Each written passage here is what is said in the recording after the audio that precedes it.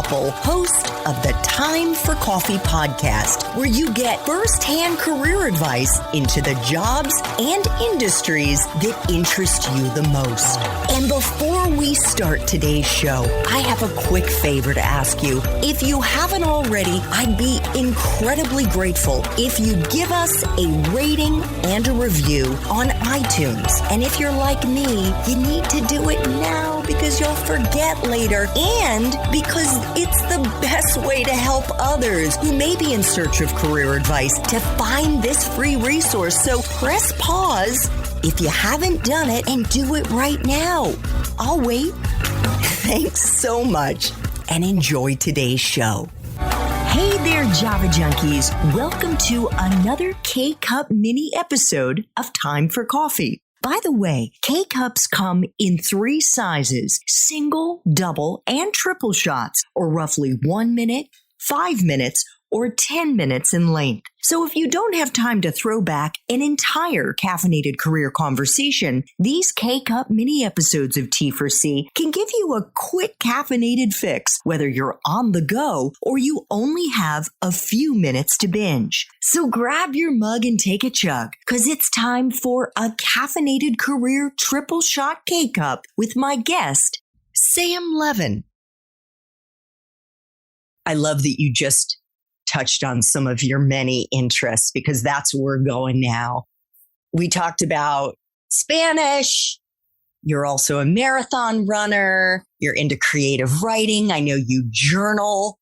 I'm not sure if you're still journaling every day. I know you were doing, yes, you're nodding your head, photos, video, travel, and mindfulness. And I want to dig into that last one with you right now, because that's something we actually share most of those other things in common, Sam, but I'm super passionate about, in my case, the mindfulness and meditation practice. And I would love to hear about what's involved in your practice and how you think it's affected your productivity and your professional journey thus far since you graduated. Amazing. And I'm excited to speak more on it. For me, it's really about communicating with yourself, understanding that your mind, body, and spirit are kind of different entities. And when you connect them, you really feel whole. And that's the way I teach. I teach a physical body scan. So what you're doing is mentally, we're touching our toes and we're connecting our brain to our toes. And you're really going up the body and thinking through all these body parts. You're appreciating health along the way. You are using your imagination. If your hands are on your stomach, you think of a meal that you had recently or a meal that you're looking forward to. Then we can get some imagination in there of the colors on the plate of the food or the people you're with at the table, and really understanding that I can spin a brain or your thought patterns with just as simple as saying, think of a plate that is covered with green food. Now think of it covered in yellow food. Now think of a cuisine from a different country. Now we're thinking of Italy. We're thinking of Spanish food. We're thinking of American food. And you can really toss a brain around. And when you're teaching meditation or mindfulness and it's noon on a Friday, it's 8 a.m. on a Wednesday, you can also use the date of the calendar and say, hey, we're midway through June. Today is Tuesday, June 14th. It is 10:55 Eastern time. You have a whole day ahead of you of opportunity, of growth. You also have a whole week ahead of you. You have half your month left. How do you want to attack your goals this next half a month? So there's all these different ways, especially on a Monday, right? You have the whole week ahead of you. Or a Sunday night, think about the week in review. Different strategies that I picked up really naturally. My favorite is sending your brain into outer space and thinking of all your problems and seeing how small they are on planet Earth. That viewpoint is wild, especially once you've built up this mindfulness journey in the last 30 minutes. So I do that at the very end of the mindfulness practice. And I get a lot of people when they do that last deep breath of the day, they feel all their problems escape. Doesn't matter how many emails are in your email inbox or all the activities that you already have planned this week. You can just slow it down. And so that's really what mindfulness has done for me. I'm active, as we just discussed. I am flying around the world. I am running marathons. And if I didn't have a balance, if I wasn't able to slow down and go at different speeds, I'd burn out by the time I don't know how old I'd be, but I would burn out. the fact that I have this self-communicative, I understand my body really well.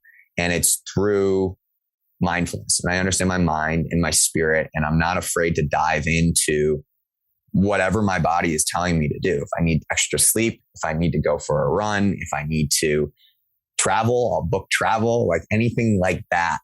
The mindfulness journey for me came very naturally. I never had any sort of mental health issues, but I was always very focused on happiness issues. I was always, how do I get more happy? How do I understand what makes me happy? And that's communicating with your body. Oh, that is so, so beautiful. And I am really in awe of you, Sam, because I didn't discover mindfulness and meditation until I was in my 50s. And it has totally rocked my world.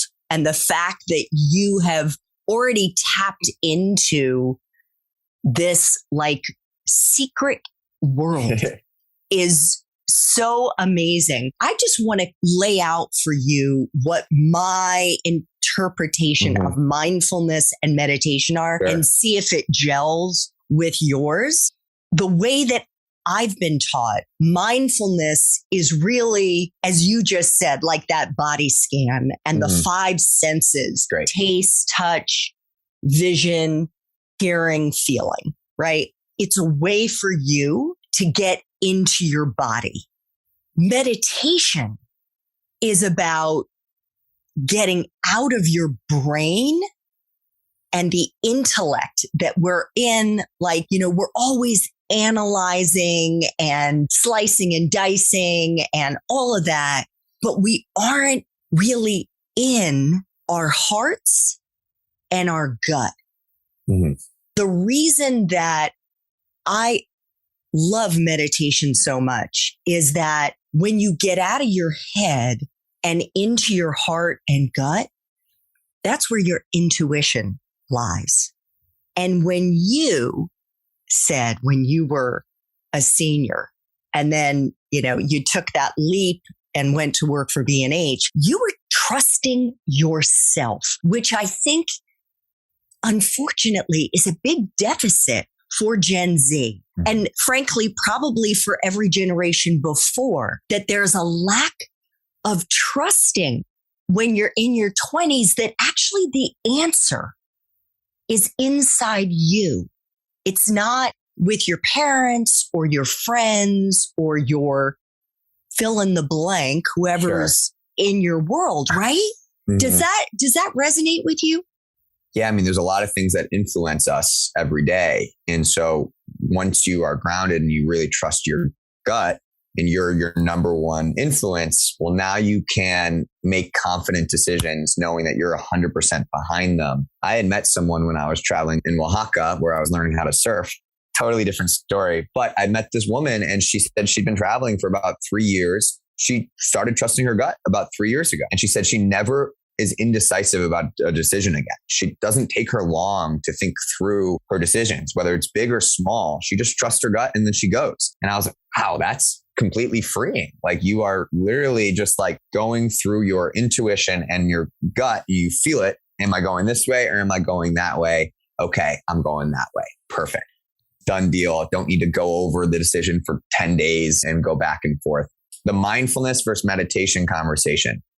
Meditation is very, very difficult for me because I am so active. I'm always slicing and dicing. I'm thinking of a million things. Mindfulness allows me to slowly dive into it. It's not me telling you to sit still and clear your head. That is very difficult for somebody to do when it's a forceful action. Mindfulness is much more inviting. I invite you to close your eyes, or you can keep them slightly open at a downward gaze. I invite you to think about your third eye and understand that it connects with anywhere in your body instantaneously. And you can think from your third eye to your fingers and you can wiggle your fingers. How cool is it that we have the power to send that message from our head to our neck, to our chest, to our arms, to the fingers. And that's what mindfulness does. At the end of a mindfulness practice, I am much more in an element where I can meditate, if that makes sense. I've loosened up my mind. I'm now in a state of calm or a state of relaxation that I can now jump into meditation. But for me, meditation, just like sitting down and ready, meditate,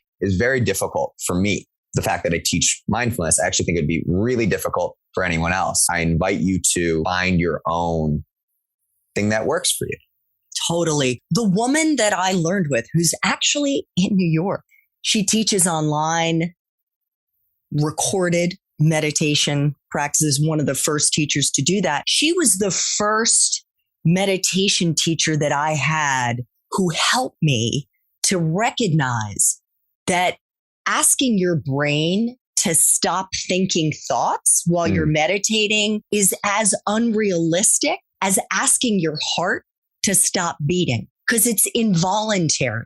And the act of thoughts coming in and out of your head is actually almost like a cleansing practice. And it isn't that you're doing it wrong. You're doing it right. So you just watch the thoughts go and come back to the mantra. But anyway, that's kind of what helped me. How did you discover mindfulness? How did you get into this space?